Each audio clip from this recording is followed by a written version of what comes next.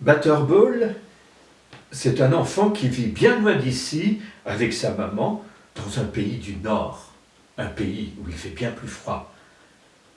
Butterball, c'est un enfant qui est gentil, mais surtout qui est très gourmand. Et sa maman essaye sur lui chaque semaine des recettes de gâteaux. Elle a même fait venir de France le livre de Françoise Bernard. Ce matin-là, elle est dans la cuisine, elle prépare la pâte et Butterball tourne autour de sa maman et par moments, il met son doigt dans la pâte parce que même si ce n'est pas cuit, c'est un peu sucré, c'est bon. À ce moment-là, le chat se met à aboyer.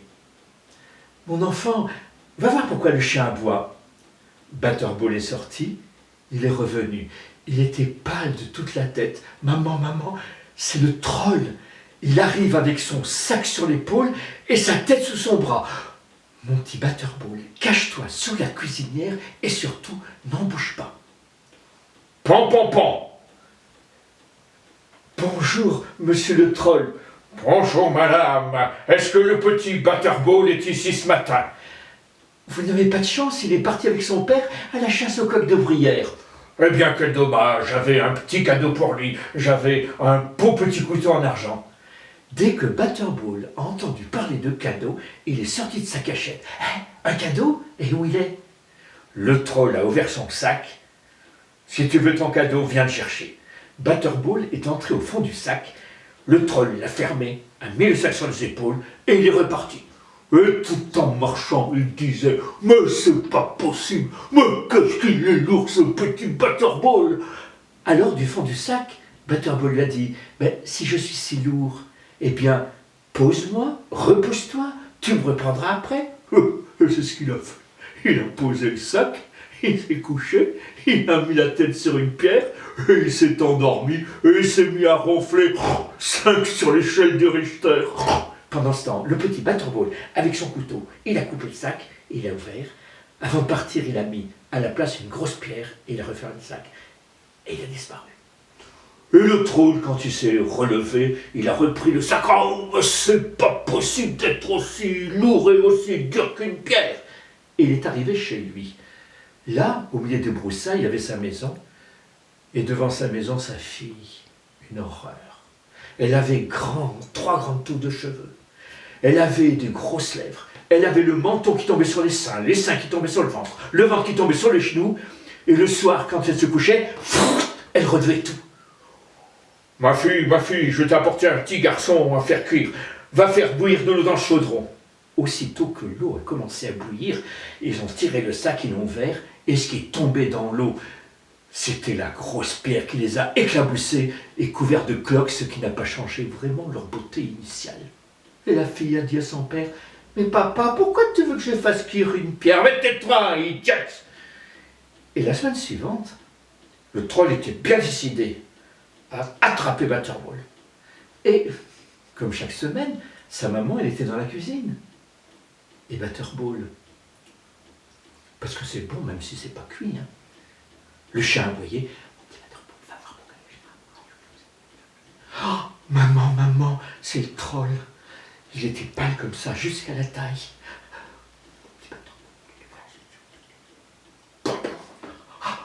Bonjour, monsieur le troll. » Bonjour madame, est-ce que le petit Butterball est ici ce matin? Ah, vous n'avez pas de chance, il est parti avec son père à la chasse au coq de bruyère. Eh bien c'est dommage, j'avais un petit cadeau pour lui, j'avais une petite fourchette en argent. Aussitôt qu'il a entendu parler de fourchette et de cadeaux,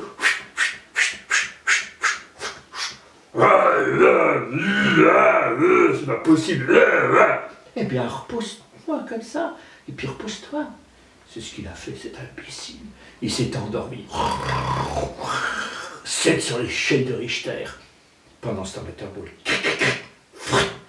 Avant de partir, il a pris un gros tronc d'arbre, il l'a mis au fond du sac, et il a disparu.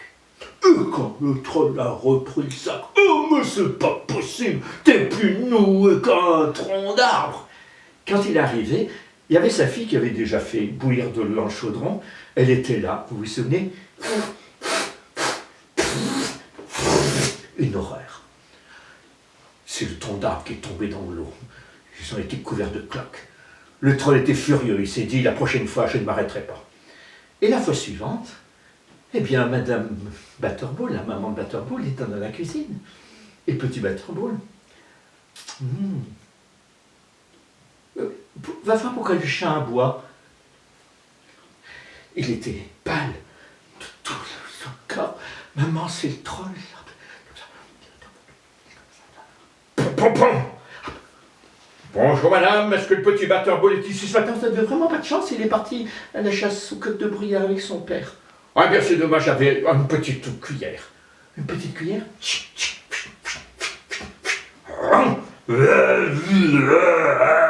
Et là il s'est pas arrêté. Et pendant ce temps, il y avait sa fille qui avait préparé le chaudron, l'eau bouillait. Et le troll lui a dit, ma fille, cette fois-ci, je l'ai, le petit Butterball. Je vais aller inviter 2 amis, et pendant ce temps, c'est toi qui t'en occupes. Tu vas le faire cuire. Le troll est parti vers la montagne. La fille du troll a fait sortir Butterball du sac. Elle n'était pas seulement laide, elle était bête. Elle a dit, mais mon papa m'a demandé de te faire cuire, mais je ne sais pas comment faire, moi c'est la première fois. Bon, enfin, c'est pas compliqué, c'est la recette classique. Ben alors dis-moi comment. Ben, tu vas chercher d'abord une planche à découper, un couteau bien aiguisé, je te montre. Elle est revenue, et maintenant, qu'est-ce que je fais? Eh ben, tu te mets sur la planche.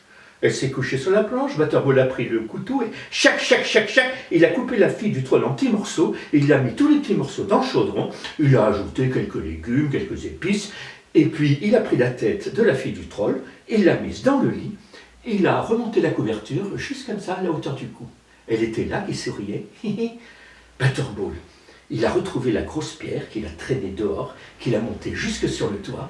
Il a traîné le gros tronc d'arbre, qu'il a monté jusque sur le toit, et puis il s'est caché derrière la cheminée.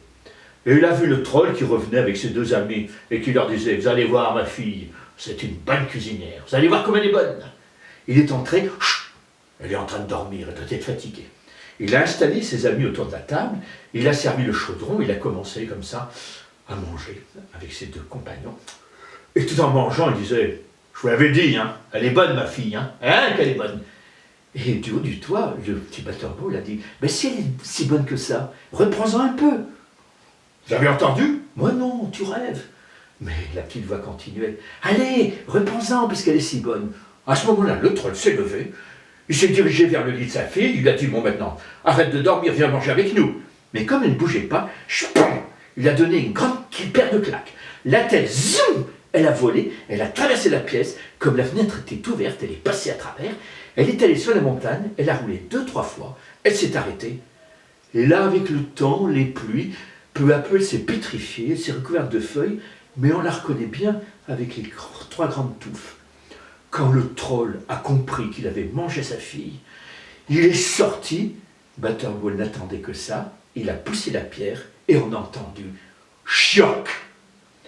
Un second troll est sorti à son tour, Butterball a poussé le tronc d'arbre et on a entendu chioc. Le 3e troll a pris sa tête sous son bras, ses jambes à son cou, et il a disparu vers la montagne et on ne l'a plus jamais revu. Butterball, il est redescendu du toit, il a retrouvé le sac, et là, tous les trésors que le troll avait volés, les cuillères, les fourchettes, les couteaux en argent, de quoi faire des cadeaux de mariage. Il en a rempli le sac et il est rentré chez lui. C'était très tard, la mère était inquiète, elle avait raté le gâteau. Mais quand elle a vu Butterball, mon Dieu, quelle joie, il était là vivant et avec tous ses trésors. Alors ils se sont couchés très tard parce qu'elle a voulu quand même lui faire un gâteau. Et à partir de ce jour-là, ils ont pu vivre tranquilles, sans être menacés par un troll, jusqu'à ce que Butterball grandisse, devienne adolescent, mais ça, c'est une autre histoire.